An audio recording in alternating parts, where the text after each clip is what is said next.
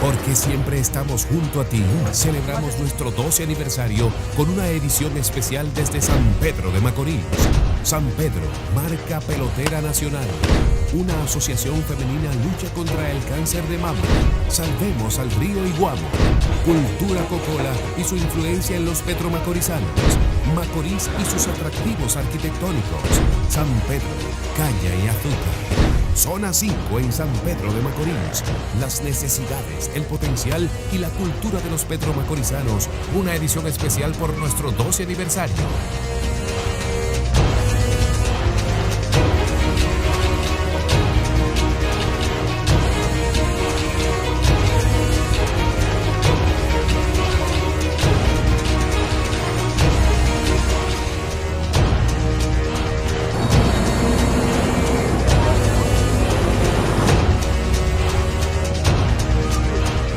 Hola, ¿qué tal? Muy buenas noches. Señores, aquí estamos más felices que de costumbre, llegando hasta sus hogares en esta entrega de Zona 5 a propósito de la celebración de los 12 años que Zona 5 tiene en el aire de forma ininterrumpida a través de Telemicro y Telemicro Internacional, llegando a todos los hogares de la República Dominicana y siendo una voz para todos los dominicanos. Para la celebración de este 12º aniversario, como lo hemos estado anunciando durante toda la semana, hemos salido de los estudios para estar mucho más cerca de toda nuestra gente y en este caso nos hemos trasladado a la provincia San Pedro de Macorís. A mi espalda se encuentra la iglesia San Pedro Apóstol, mejor conocida como la catedral de esta provincia y que el pasado mes de septiembre cumplió 110 años desde que fue erigida y se ha convertido en un símbolo de esta ciudad. Desde aquí estaremos presentándoles reportajes interesantes sobre la gente, sobre la provincia, sobre la riqueza de nuestro país, pero también, por supuesto, sobre las problemáticas que aquí se viven y las deudas sociales que se acumulan, al igual que en otras regiones de nuestra media isla. Desde aquí, desde San Pedro de Macorís, nuestra más cálida bienvenida. Gracias por acompañarnos en este programa especial de nuestros 12 años de Zona 5. Soy Laura Castellanos. Bienvenidos a esta entrega especial de aniversario. Tenemos que empezar necesariamente haciendo un recorrido por la ciudad de San Pedro de Macorís, por sus calles, viendo un poco más de su arquitectura, la cual refleja la historia reciente y por supuesto tiene una serie de edificaciones que son icónicas y que reflejan tendencias arquitectónicas interesantes de esta provincia. Nuestra compañera Fiordalisa Blanco nos muestra mucho más a continuación.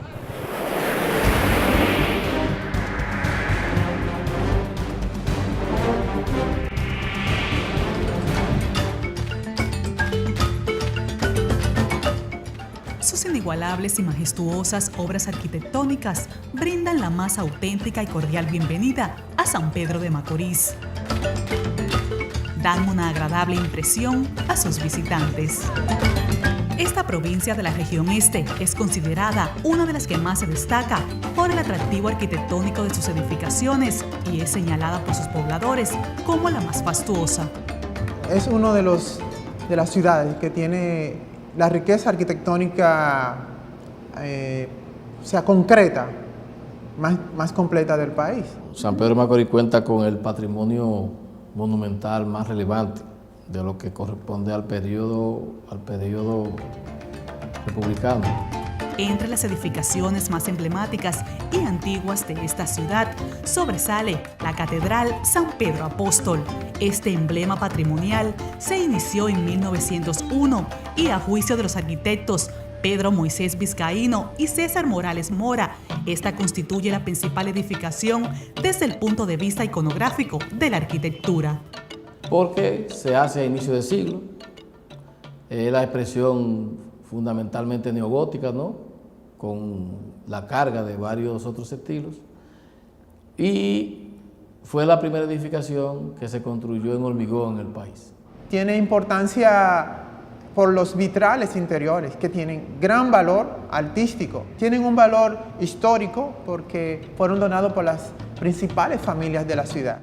Otros datos refieren que la Catedral San Pedro Apóstol comenzó a utilizarse en 1918 antes de concluirse a falta de un templo sustituto.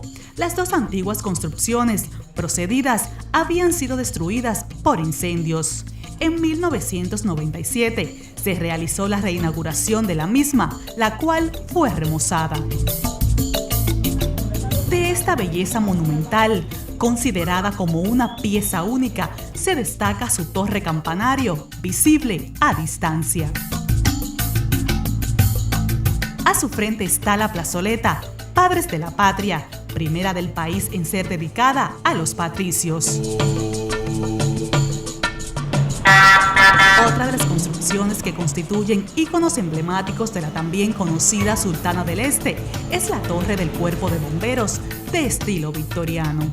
El único edificio, primer edificio construido con ese objetivo, para cumplir la función de un cuerpo de bomberos. Que esta edificación es patrimonio del país y del mundo, porque nosotros nacimos en el 1879 y este edificio arquitectónico maravilloso, con una historia bellísima, es el primer cuerpo de bomberos del país. Tiene una riqueza en cuanto a detalles, 3 niveles con su torre y su famosa escalera de metal, sus plafones en metal. El edificio Armenteros representa también un ícono de la provincia, conocida además como la Joya del Este. Es una de sus construcciones arquitectónicas más antiguas y atractivas, catalogada como uno de los de mayor extensión del país por su amplitud horizontal.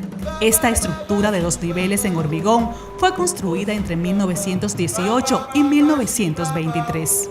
Fue de habitacional, con algunas características, digamos, comerciales, de estilo neoclásico. Es una residencia amplia, de gran escala, que es un edificio digno de, todavía en el estado en que está un poco abandonado, o sea, se puede ver su grandeza.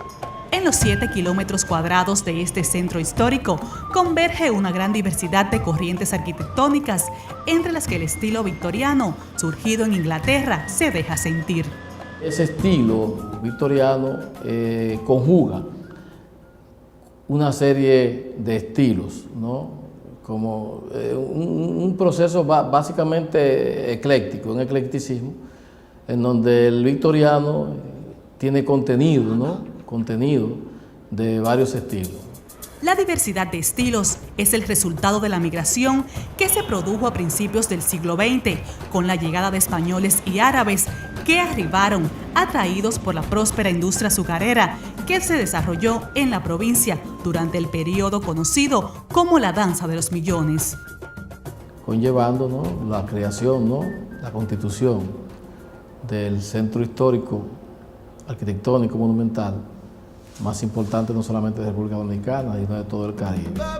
San Pedro de Macorís es una provincia de gran valor arquitectónico, testigo de una historia, por lo que estas emblemáticas estructuras requieren de un importante trabajo de conservación.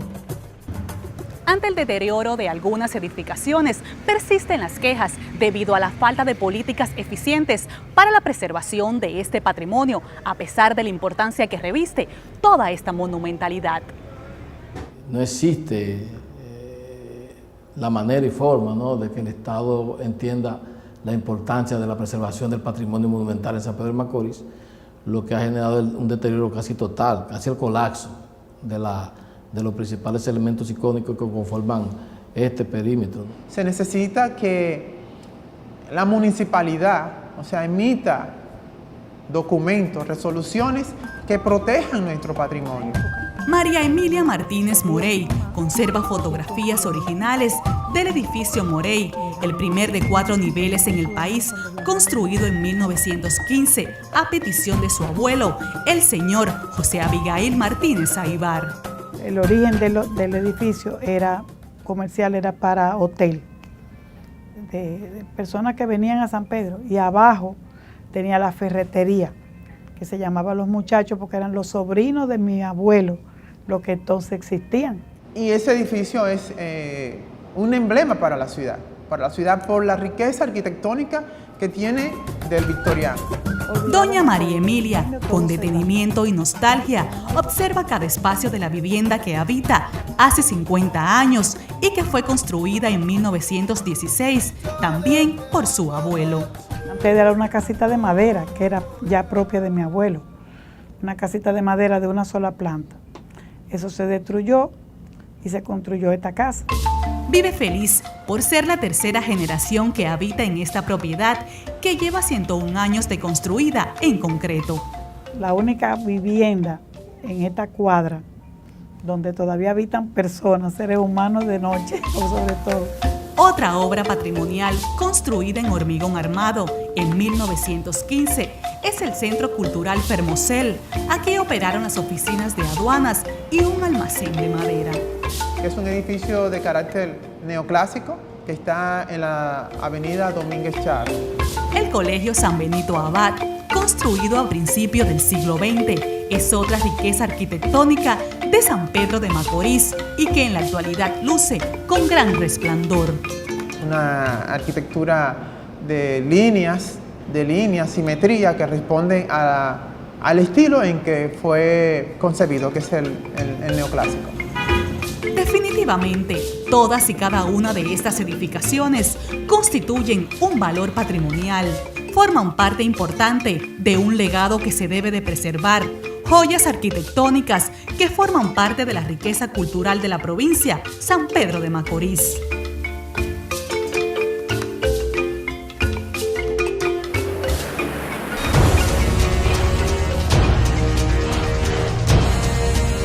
Ojalá que esta historia sirva como invitación para que muchos se animen a venir a recorrer las calles de San Pedro de Macorís y apreciar toda su arquitectura y toda su historia.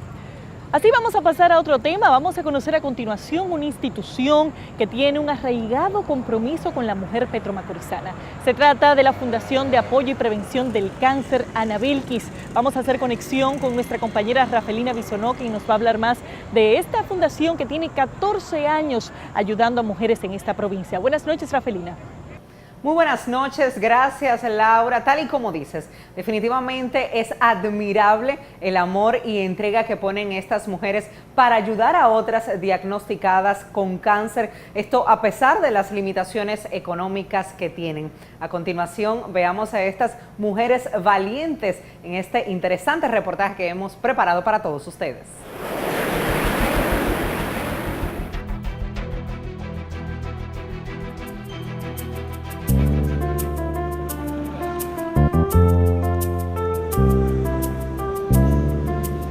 Ante la alta incidencia de personas diagnosticadas con distintos tipos de cáncer en la provincia San Pedro de Macorís, un grupo de mujeres decidió accionar frente a esta enfermedad catastrófica y de alto costo, uniéndose para motivar y brindar orientaciones a estas pacientes.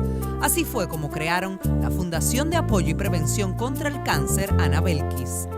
Fue tanta la acogida que tuvo, la sed de información que la gente tenía, que los inspiró a seguir adelante. Y dije, pues acá, ¿por qué no nos juntamos un grupo y formamos algo para seguir trabajando?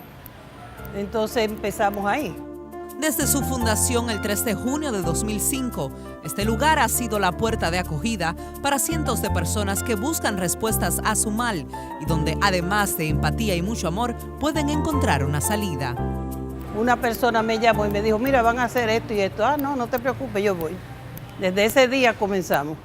Hacíamos reunión en los patios, en la casa de una amiga, en la casa de otra, hasta que finalmente conseguimos el local aquí. Alguien nos patrocinó la renta, la persona desgraciadamente murió y no pudo seguir patrocinando, pero seguimos adelante.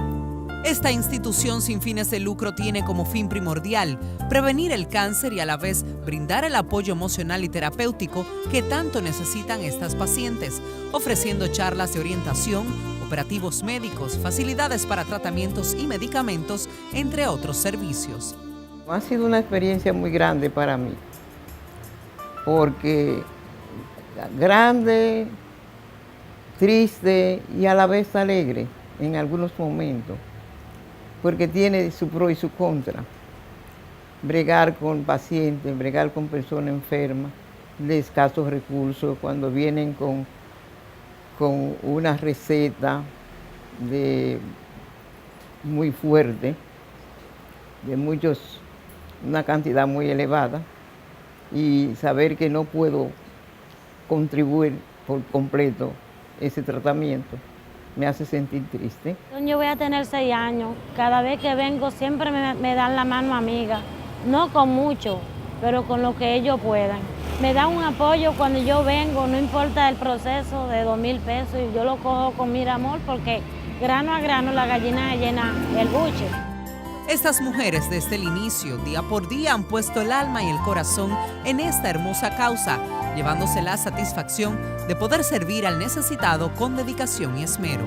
Con hombres, mujeres, niños, nacionalidad no tenemos que ver de qué nacionalidad son, tampoco tenemos que ver con nada político. Todo el que llega aquí nosotros lo atendemos, y tenemos niños de 6 años, tenemos todavía uno pequeño de 6, y no tenemos ninguna diferencia con ningún paciente. Esa es la satisfacción que nos queda, ayudar al que lo necesita, pero necesitamos más ayuda, y económicamente necesitamos ayuda. Aquí hay muchas empresas en San Pedro de Macorís, que si cada uno pone un granito de arena, podemos hacer más, es más lo que necesitamos, porque cada día vienen personas diagnosticadas de cáncer, y nosotros a veces no podemos, quisiéramos como poderle dar vida, pero económicamente no estamos en disposición de hacerlo. A pesar de que el gobierno les asigna la suma de 25,000 pesos mensuales, esto no es suficiente, ya que deben pagar alquiler y todos los servicios básicos del local, por lo que muchas veces no pueden trabajar en pro de las pacientes con cáncer como tanto lo quisieran. Aquí solamente nosotros estamos por amor, para ayudar al pueblo.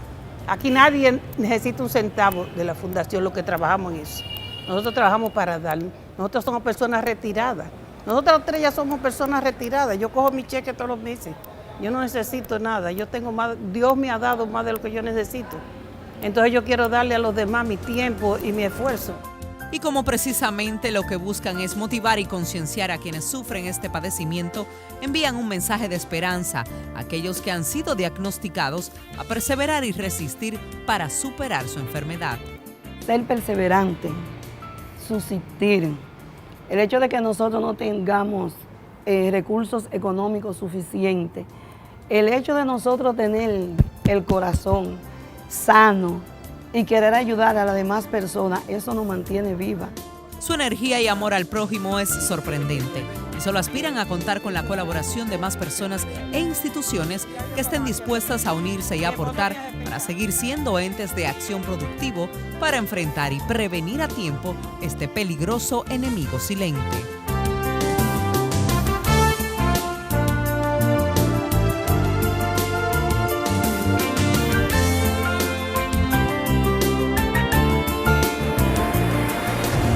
Y es que sin lugar a dudas, estos conmovedores testimonios dan muestra del loable trabajo que se realiza en esta fundación, que ojalá pueda ser ayudada y apoyada tanto por las autoridades como por el público en general. Vuelvo contigo, Laura.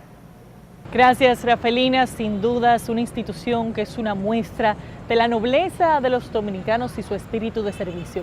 De esta forma, señores, vamos a pausar. En esta primera pausa les mostramos qué tenemos más adelante aquí en Zona 5. Salvemos al río Iguamo. ¿Cuáles son los principales enemigos que amenazan la vida de este recurso natural? ¿Y qué es la cultura cocola? ¿Cuáles son sus influencias entre los petromacorizanos? Quédese con nosotros en Zona y San Pedro de Macorís, entrega especial con motivo de nuestro 12º aniversario.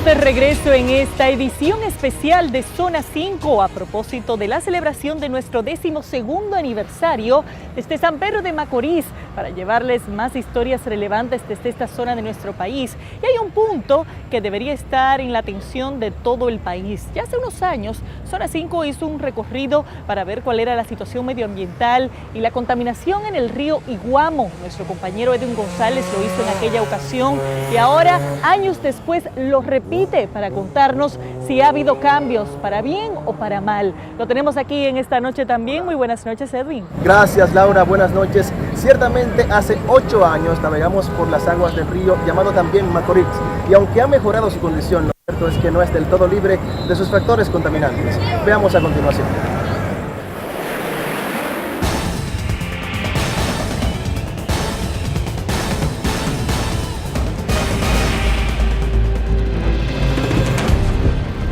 La frondosa vegetación en las riberas del Iguamo se extiende por kilómetros.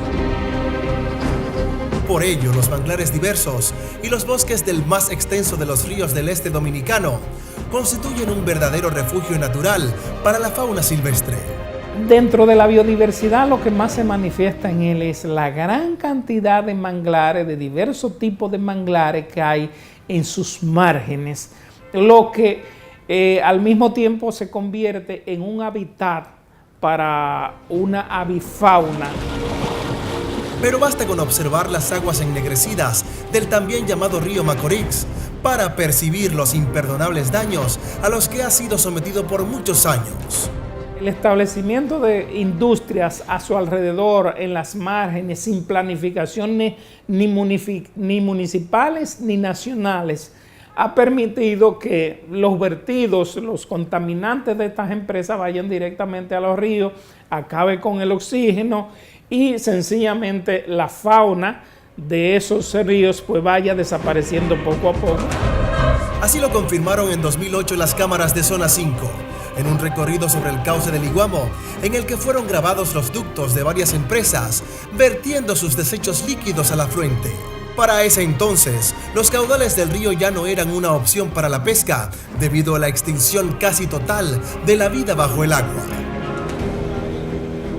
Transcurridos más de 8 años, la producción de Zona 5 volvió a navegar sobre el Iguamo y sus aguas aún no parecen capaces de albergar vida, pues según testimonios, lo único que ha cambiado es que las empresas junto al río ya no vierten sus desperdicios de manera visible. Y todavía cada rato, cuando tiran eso, usted puede venir aquí, usted va a ver el río lleno de unos pececitos que le dicen blanquillos, muertos. Pesca aquí desde adolescente y las agresiones al río le indignan y han afectado su economía. El guano cuando lava los tachos es un veneno mortal. Todos se mueren, todos los pececitos. Y para cuadrar esa jabonera, tiraba una agua blanca que hasta los mangles se secaron. El problema ha perjudicado también a nuevas generaciones de pescadores, quienes se ven obligados a pescar lejos de la desembocadura del Iguamo, adentrándose al mar Caribe. Porque el agua del río Iguamo está muy contaminada por el desperdicio que tiran la fábrica de Brugal, que tiran unos químicos y se sale a la iglesia. Petromacorizanos de antaño guardan recuerdos especiales de su infancia cerca del antiguo río Macorís. Y usted podía bañarse en el río, limpiecito. Pero ahora ya nadie se puede bañar ahí. Bueno, yo te diré una cosa. Yo nací en el río Iguamo. Yo soy de este entorno. Y cuando yo nací, yo podía ver la jaiba, los cangrejos. Luis Porfirio Franco es el director provincial de Medio Ambiente, pero duda que el Iguamo pueda volver a las condiciones en que lo vio en su niñez. Ahora yo voy al río y no puedo ver nada de eso. Realmente hay un problema con el río. No vamos, oye bien, no vamos a lograr llevarlo hasta el punto donde yo nací, pero sí podemos mitigar el impacto también. Habla de la misión de la Coalición Multisectorial para la Conservación de la Cuenca del Río Iguamo, conformada en 2007 por las empresas Cemex Dominicana, Ingenio Colón, Eje Jaina, Brugal, Gildan, Coastal, Asociación de Industrias de Zona Franca, Barrick Gold, Ferquido, César Iglesias, Cemento Panán, Alcaldía de San Pedro de Macorís, con la asesoría del Ministerio de Medio Ambiente. De la República Dominicana. Danilo Miñoso es el presidente de esa coalición y asegura que, de acuerdo a los estudios que hacen 2 veces por año a las aguas de este río, el Iguamo se sigue recuperando transcurrida casi una década. Nosotros estamos haciendo monitoreo del 2007 hasta la fecha. Todos los productos iban al río y la cantidad de BO era altísima. Todos esos parámetros, gracias a Dios, han bajado. Están muy cerca de lo que son las normas. El ingeniero reconoce el impacto negativo provocado por las empresas, ahora unidas por el Iguamo, pero asegura que desde hace varios años a todas se les exige permiso ambiental y plantas de tratamiento. Hay otras provincias que han venido siempre afectando el río, lo que son Quiqueya, Atomayor, Consuelo, que son provincias que no tienen plantas de tratamiento y que sus desperdicios también van al río. Pero precisa que la responsabilidad por el deterioro del Macorís no solo la tiene el empresariado. Casuchas abandonadas, desagües directos hacia el río y hasta numerosos barrios instalados a ambas riberas constituyen un foco de contaminación que no tiene perspectivas de cambio en mucho tiempo. Bajo Manhattan, Barrio Blanco 1 y 2, Canta la Rana, Punta Pescadora, Los Manguitos, La Barca y otros son algunas de las barriadas contiguas al Macorís y sus desechos constituyen un gran foco de contaminación. Genera también un impacto negativo hacia el río y que produce real y efectivamente que la turbidez del agua se mantenga. Hace 25 años Yudelka Arias llegó desde el sur profundo para instalarse a la orilla del Iguamo y ha sufrido las consecuencias. Cuando llueve, cuando hay temporada ciclónica, cuando hay huracán, se desborda y tú sabes que eso trae basura, trae muchas cosas que uno en realidad no sabe a qué se atiene porque la basura sale para afuera. Quizá los residuos que las aguas del río arrastran hasta su casa son los mismos de este vertedero, improvisado a solo algunos metros de su hogar. Bueno, eso fue que nos quitaron el zafacón para nosotros echarla y nos la están poniendo en China de ahí del lado del ayuntamiento. A veces, cuando ya está muy alta, a veces se quema. ¿Usted me entiende? Porque no aguantamos los mosquitos ni nada de eso. En esta barriada todos están conscientes de que residiendo en el lugar y arrojando al río sus desperdicios le causan un daño muy grave. Los baños tienen la tubería que van hacia el río porque no tenemos dónde, más o menos, la tubería llega al río, el desagüe llega al río. O sea que no hay dónde echarlo. Es la misma historia de otros ríos importantes del país. Esperan ser reubicados y hasta se quejan porque en tiempo de aguaceros el Iguamo vuelve a heder tan mal como antes. No hay forma. Para especialistas en el tema medioambiental, la recuperación total del río más simbólico de los petromacorizanos no puede descartarse. Sí, hay posibilidad. Hay posibilidad de que vuelva a ser cristalina porque usted no puede eso descartarlo, ¿verdad? Si la voluntad política del Estado se manifiesta, no importa los niveles de contaminación o de deterioro que pueda tener un río, y la ley se aplica, son recuperables. Parece la única salvación para el río con el muelle que constituyó el embarcadero más importante de República Dominicana a principios del siglo XX.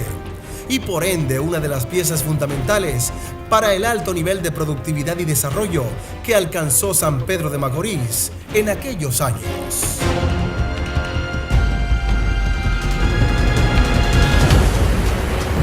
Ciertamente ha habido algún nivel de mejoría, pero aún no hay vida en las aguas del río Iguamo, como afirman los pescadores. Aquí no se puede pescar. Tampoco las riberas del río han sido libres del factor social, que representa un gran factor también contaminante, Laura. Gracias, Edwin. Así es, el factor humano seguirá siendo un problema en este afluente y ojalá que más temprano que tarde se puedan ver medidas que realmente permitan su recuperación a propósito de que sigue recibiendo agresiva contaminación de parte de empresas, de parte de industrias que depositan muchos residuos allí. Gracias, Edwin, por la historia.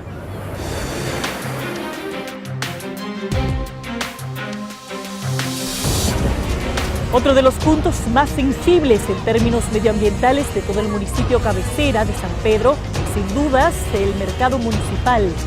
Aguas residuales, acumulación de basura, olores putrefactos y calles deterioradas evidencian el abandono en el que se encuentra la plaza donde se comercializan los productos que consumen los petromacorizanos, lo que ha provocado que algunos incluso le comparen a un revolcadero de lujo.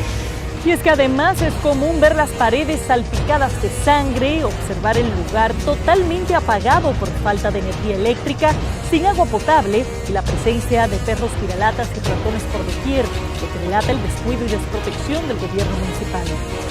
Para colmo de males, cuando llueve persisten las goteras y el agua que se desparrama con sanguazas de carne de res, cerdos y pollos provocan la crianza de todo tipo de plagas e insectos. Por supuesto que el tránsito también es un caos, porque víveres, frutas y vegetales se exhiben en el suelo sin que nadie intervenga.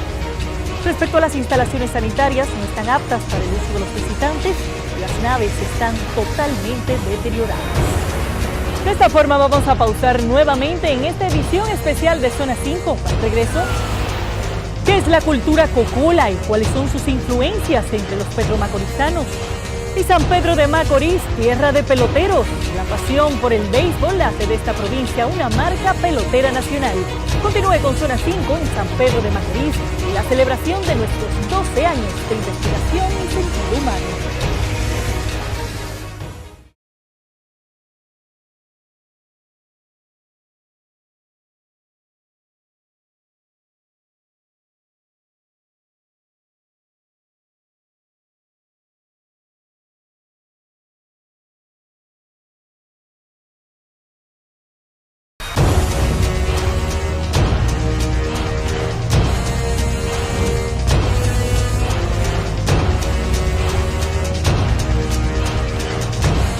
Estamos de vuelta con esta edición especial de Zona 5 desde San Pedro de Macorís, celebrando los 12 años de Zona 5 en el aire de forma ininterrumpida a través de Telemicro y Telemicro Internacional.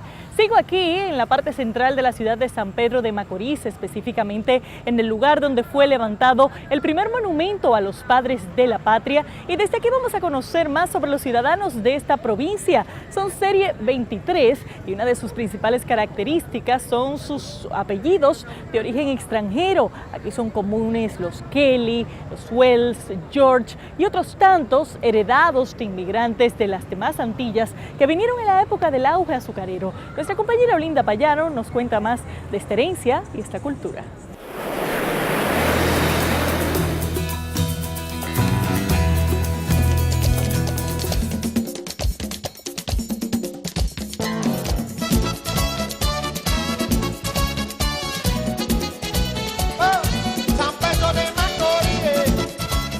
Colorido, expresiones artísticas y gastronomía son los principales aportes culturales a San Pedro de Macorís por parte de un grupo de inmigrantes provenientes de las islas caribeñas de habla inglesa, conocidos popularmente como los cocolos, quienes llegaron para trabajar en la industria azucarera a principios de 1900. Este colectivo extranjero se instaló en el país principalmente procedente de Nives, San Martín y Barbuda, conservando y promoviendo sus creencias y costumbres. Sus descendientes en la actualidad siguen siendo de gran influencia para los petromacorizanos. Es un grupo que trajo sus propias creencias, sus propias manifestaciones y constituyen un grupo que ha enriquecido a la cultura dominicana y que hoy son parte de la identidad nacional porque han sido absorbidos, porque se han criollizado. Se dice que el término cocolo se le atribuye a que los dominicanos no sabían identificar el nombre tórtola, de donde vienen parte de los cocolos. Adolfo Nadal es un pintor naíz, como se le llama a los artistas que pintan espontáneamente. Cuenta que su padre llegó desde Nive y su madre de San Martín. Pese a que nació en esta comunidad, recuerda que algunos se referían a su origen de forma despectiva. Yo en carne propia sufrí ese aspecto despectivo de que cuando me decían, mire este cocolo desgraciado, yo tenía que pelear. Y había un factor muy determinante en eso, y era que todos los lunes mi abuela me peinaba con aceite de coco cuando yo me iba para la escuela. Y cuando yo iba caminando en la calle decían, mira, este cocolo desgraciado, mira cómo huele a aceite de coco. Asegura el también investigador que pese a los incidentes, tuvo una infancia feliz, rodeado de las plantaciones de caña de la época. Su principal ocupación es preservar las costumbres de sus antepasados, por eso guarda celosamente libros y documentos que avalan su origen. Fueron personas que vinieron a trabajar en la industria azucarera, pero trajeron todas sus costumbres, trajeron sus iglesias, trajeron sus escuelas, trajeron sus artesanos, trajeron sus músicos y trajeron una celebración que se hacía todos los años, llamada Christmas Celebration. Sin dudas, uno de los mayores aportes son los guloyas, donde la música y el baile se mezclan con dramáticas historias principalmente de la Biblia, con la danza de David y Goliat. Los guloyas en los ingenios eran los obreros que en sus momentos de ocio hacían representaciones artísticas, culturales, en un teatro danzante. Tanto Nadal Walcon como el sociólogo e intelectual Dagoberto Tejeda, con el apoyo del Ministerio de Cultura, propulsaron que los guloyas de San Pedro fueran declarados Patrimonio Oral e Intangible de la Humanidad por parte de la Organización de las Naciones Unidas para la Educación, la Ciencia y la Cultura, UNESCO, en el año 2005. Eso quiere decir que esa expresión como representación de la cultura dominicana ha trascendido a la isla, ha trascendido al país. Y esto es un gran orgullo de nosotros, los Serie 23, y es por eso que tenemos ese orgullo de esa riqueza cultural que única en la República Dominicana, prácticamente en su especie.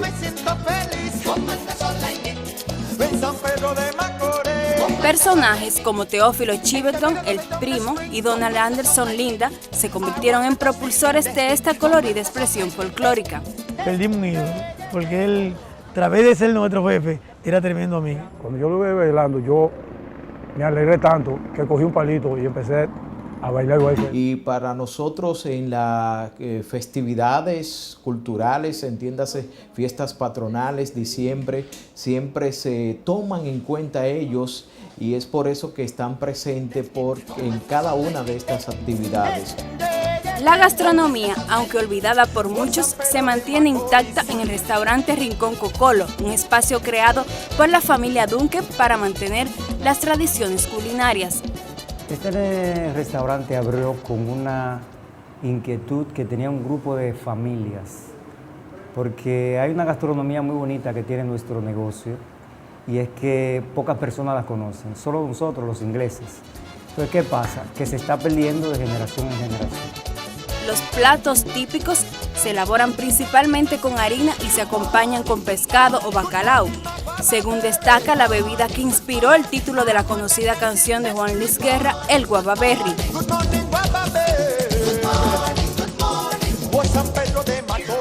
En el ámbito religioso, los cocolos incidieron en la creación de las primeras iglesias protestantes del país, cuyas edificaciones permanecen a través del tiempo. No, la gente más consagraba su trabajo a la iglesia. La iglesia que había aquí, cuando yo vine, la episcopal, casi todos los cocolos estaban ahí. El padre que había también era cocolo. Sus hogares eran de madera en los ingenios Quisqueya, Porvenir y Consuelo. Sin embargo, muchos construyeron casas de piedra y cemento que datan de 1940.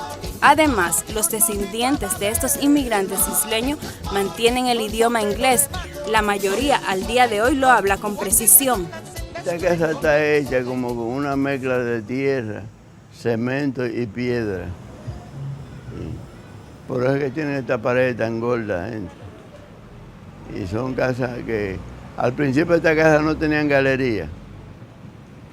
Una vez yo vine de Villa Altagracia, aquí. Hace más de 100 años que los tórtolos o cocolos anclaron en República Dominicana, también en provincias como Puerto Plata y Montecristi. Pero es en San Pedro de Macorís, la tierra del poeta Norberto James, donde su vida se desarrolló y tuvieron una activa participación con mayores incidencias.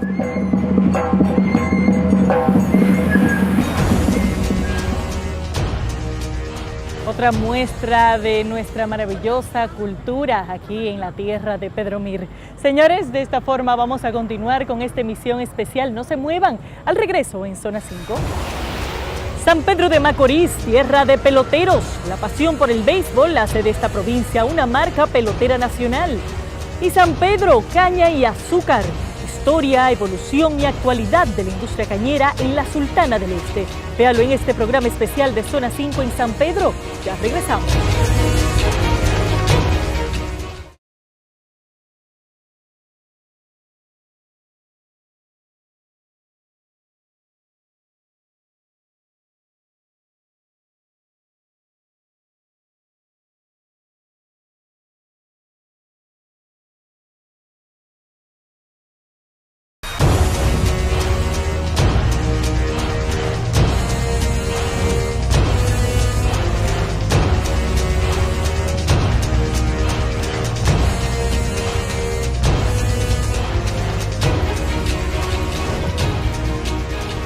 Aquí estamos de regreso con Zona 5 en este programa especial por nuestros 12 años de entregas a través de Telemicro y Telemicro Internacional. Y en esta provincia que nos ha recibido para esta entrega especial, la pelota o el béisbol es tan importante como el pan de cada día. Esa es la conclusión a la que llega nuestra compañera Rami Portorreal, que nos cuenta más de este aspecto deportivo de San Pedro de Macorís.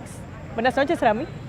Muchas gracias, Laura. En las calles de San Pedro se disfruta la energía del béisbol con toda la pasión.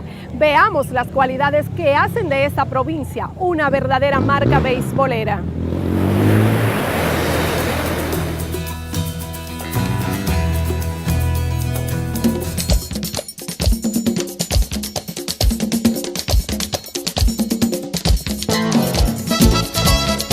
Situada en el sureste de la República Dominicana, conocida como la cuna del béisbol, San Pedro de Macorís es la provincia con mayor representación de peloteros en el béisbol de las grandes ligas.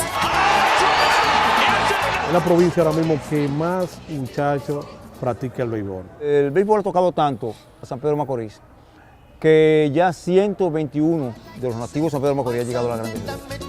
Y es que fue aquí, en la llamada Sultana del Este, la zona del país donde por primera vez se jugó béisbol, deporte que rápidamente se convirtió en el pasatiempo favorito no solo de los petromacorizanos, sino también de todos los dominicanos. En su libro titulado Todo sobre las estrellas orientales, el cronista deportivo Alberto Medina sustenta la tesis de que el béisbol nació precisamente en San Pedro de Macorís cuando una embarcación cubana llegó a esta parte de la isla en 1886 para cargar azúcar de los ingenios azucareros. Entonces Juan Benet, un prestigioso periodista venezolano de amplia incidencia en el béisbol de los Estados Unidos de Grandes Ligas, nos mostró de que el béisbol llegó a República Dominicana por la playa de Pitre, le decían playa de Pita, por el muelle local de San Pedro de Macorís. Los marinos que vinieron en el barco tenían como costumbre jugar béisbol en cada puerto que visitaban y entonces agarraron y formaron un partido de béisbol y los lugareños, al ver ese extraño juego, comenzaron a interesarse. San Pedro de Macorís es hoy una tierra que ha producido más de un centenar de peloteros. Firmado por los Rojos de Cincinnati, Alfredo Chico Ponton, nativo del Ingenio Consuelo, es uno de los íconos del béisbol dominicano. En 1953, Ponton, quien fue bautizado como el Flats Oriental, fue el primer dominicano en jugar en el extranjero.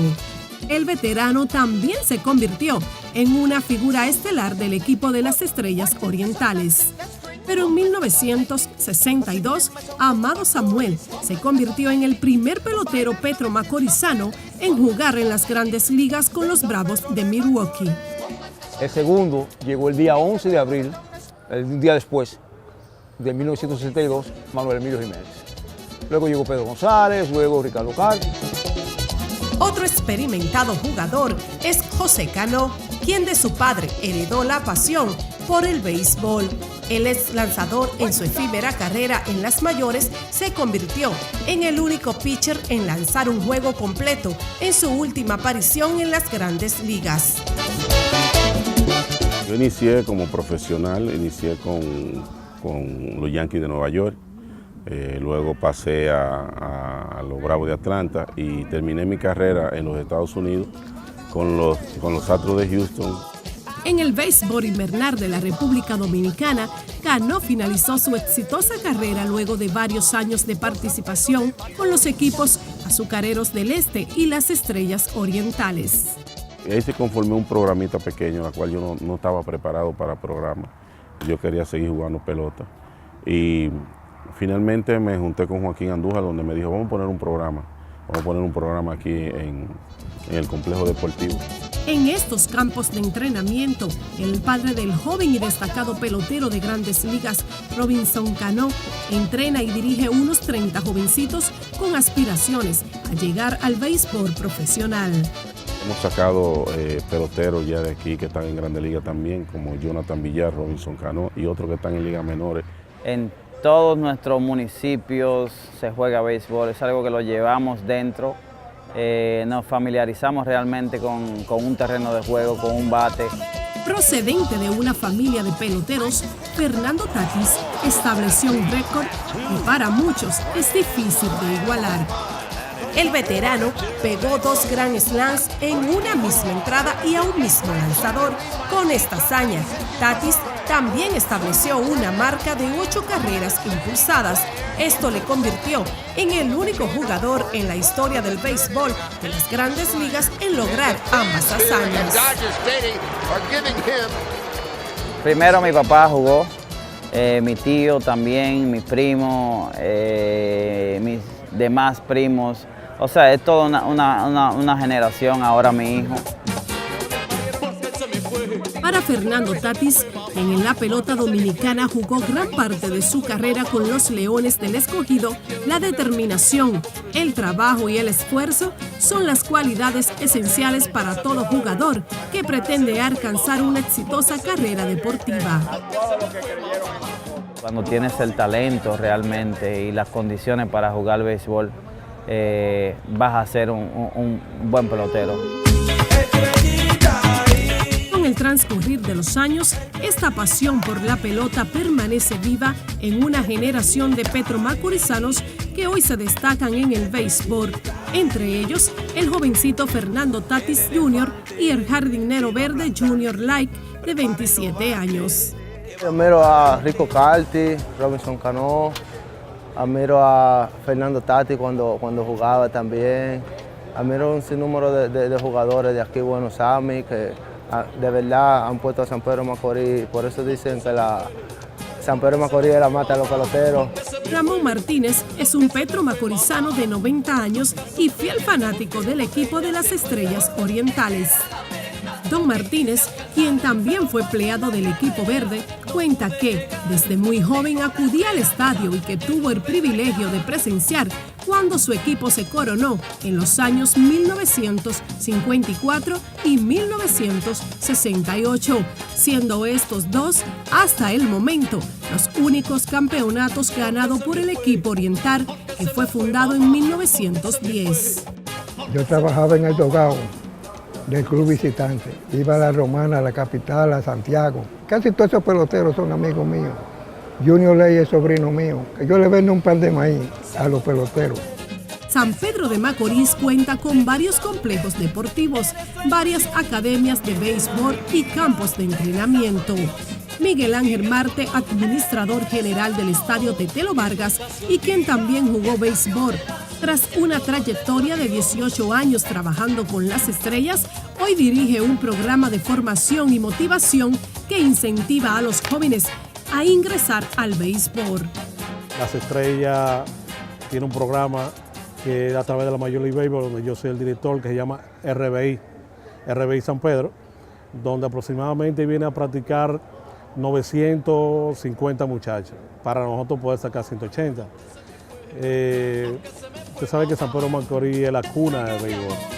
La trascendental y marcada historia de los peloteros petro-macorizanos en las grandes ligas y el béisbol invernal hacen que hoy en día San Pedro de Macorís sea reconocida como una verdadera marca pelotera nacional.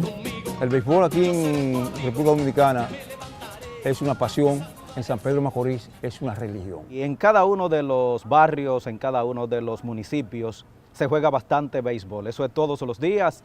Usted ve las pequeñas ligas, los jovencitos practicando, corriendo en las instalaciones deportivas con el objetivo de adquirir, de lograr ese sueño de ser pelotero de grandes ligas. Esta profesión, que para muchos es un entretenimiento, es la oportunidad que encuentran muchos jovencitos de esta provincia para alcanzar una mejor condición de vida.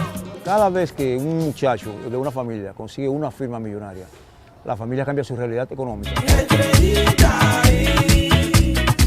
Y es que definitivamente es la Sultana del Este la tierra de referencia cuando de béisbol se habla, con más de un centenar de jugadores que han estado en las mayores, con imponentes participantes e inigualables hazañas que han puesto en alto la bandera tricolor.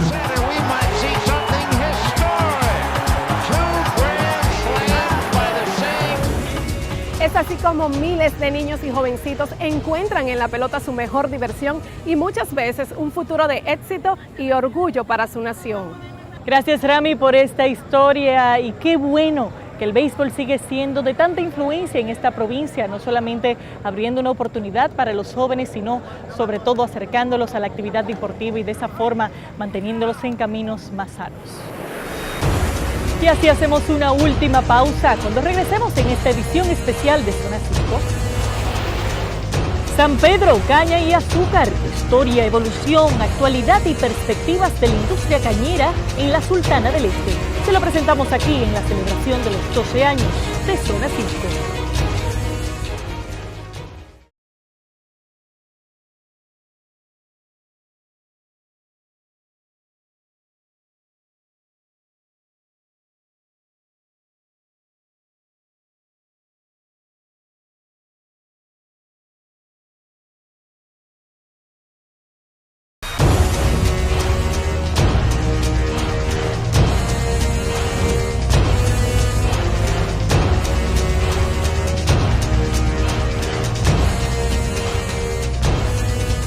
Estamos de vuelta, esta es la emisión especial por nuestro 12º aniversario en Zona 5 desde San Pedro de Macorís.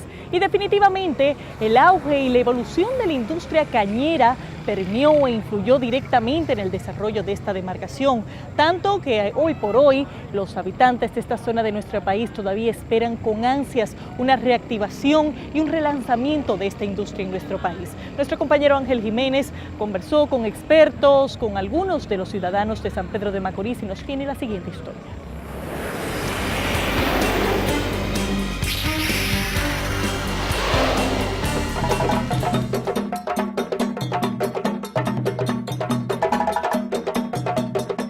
Durante gran parte del siglo XIX fue la actividad económica más importante. El corte y cultivo de caña llevó desarrollo a muchas ciudades del mundo y significó para miles de personas el medio de vida que les suplía el sustento de ellos y sus familias. Este dinamismo también impactó positivamente a República Dominicana debido al gran auge que tuvo la industria azucarera, específicamente en la provincia de San Pedro de Macorís. El pueblo de San Pedro de Macorís, sus primeros habitantes, ya para 1815 había había un alcalde pedáneo en el área de Callacoa, del río Soco hacia acá, hacia el río Iguamo. Había un alcalde pedáneo y eso significa que ya había gente en el área.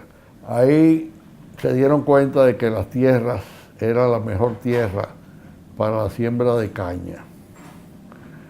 Y habían unos trapiches que ellos hacían, muchos trapiches había en el área de San Pedro de Macorís.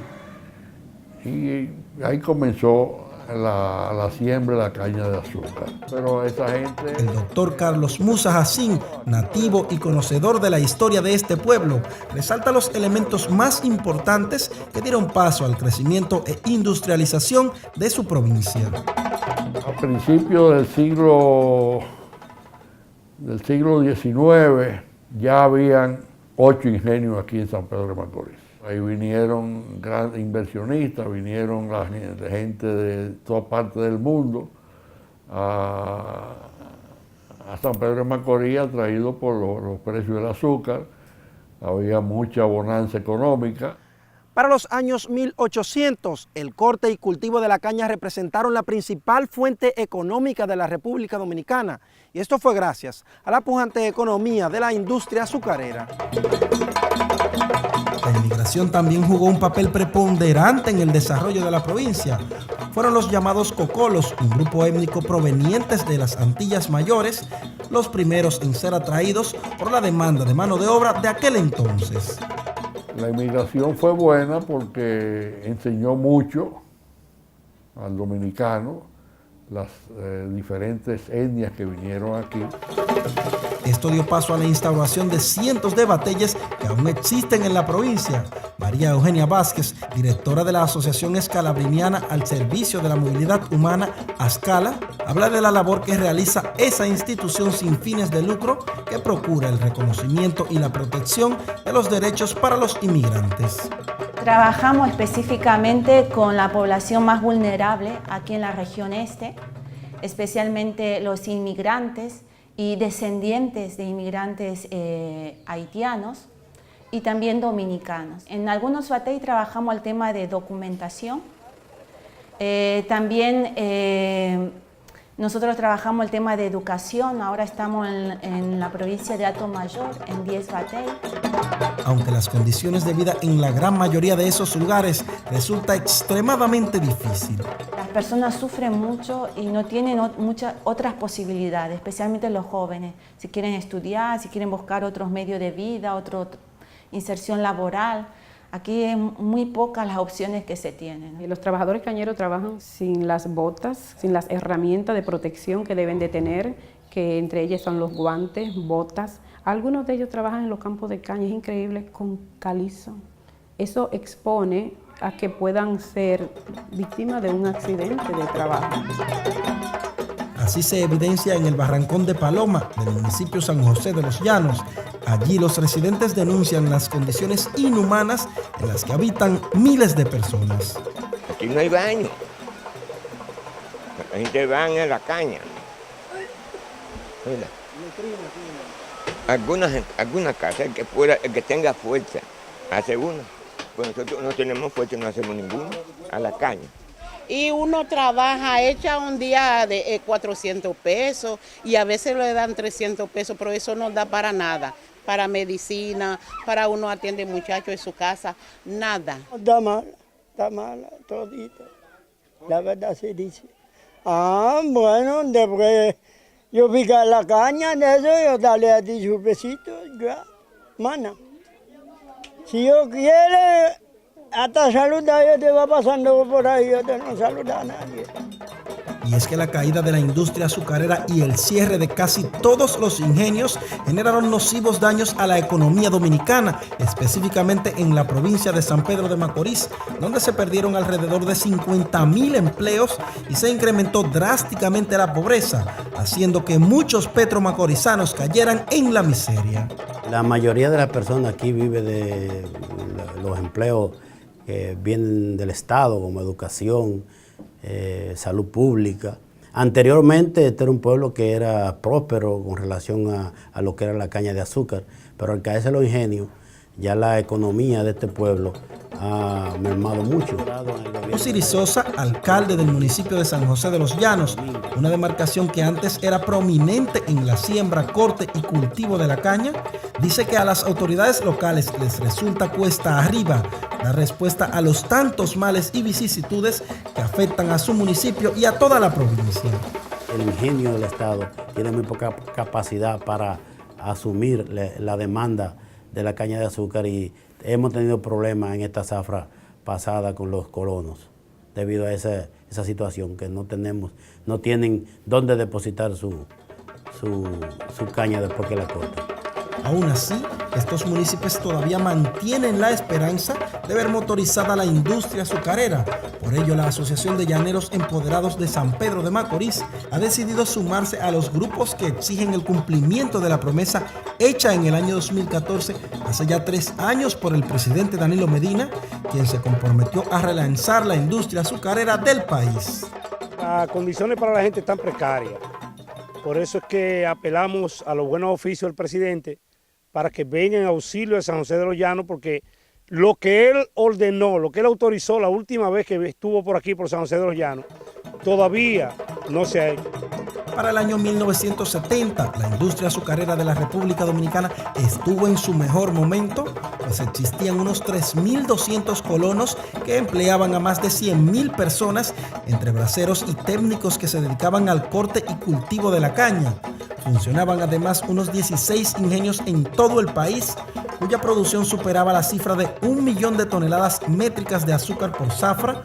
Hoy día solo existen 5 ingenios y algunos de estos no funcionan a toda capacidad, por lo que el Estado dominicano se ve en la necesidad de importar azúcar de otros países para satisfacer la demanda local.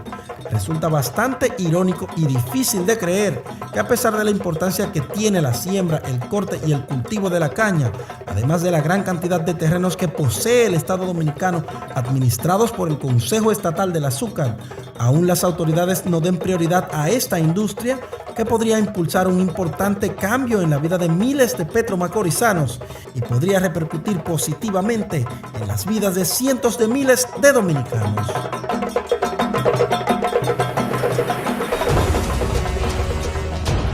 Ojalá que el repunte de la industria azucarera en San Pedro de Macorís no se quede como simples anuncios de gobierno, que realmente se lleve a la práctica y se logre que nuevamente prospere en beneficio de esta provincia y sobre todo del desarrollo económico, social y humano de todos los que viven aquí. Señores, de esta forma llegamos al final de esta entrega. Ha sido un gran placer poder compartir desde aquí, desde San Pedro de Macorís, esta celebración especial. 12 años, gracias por habernos permitido continuar trabajando con una perspectiva de investigación, pero sobre todo con mucho sentido humano. Gracias por permitir que Zona 5 se mantenga cada sábado en las más altas de preferencias del público y gracias por sintonizar hoy y todas las semanas a través de Telemicro y Telemicro Internacional. La próxima semana, por supuesto, estaremos nuevamente desde los estudios, pero mientras tanto nosotros nos quedamos aquí en San Pedro de Macorís disfrutando de las bellezas de esta provincia y esperando que a raíz de este programa muchos de estos problemas sociales empiecen a encontrar algún tipo de solución. Gracias por la sintonía, soy Laura Castellanos. Señores, hasta la próxima semana.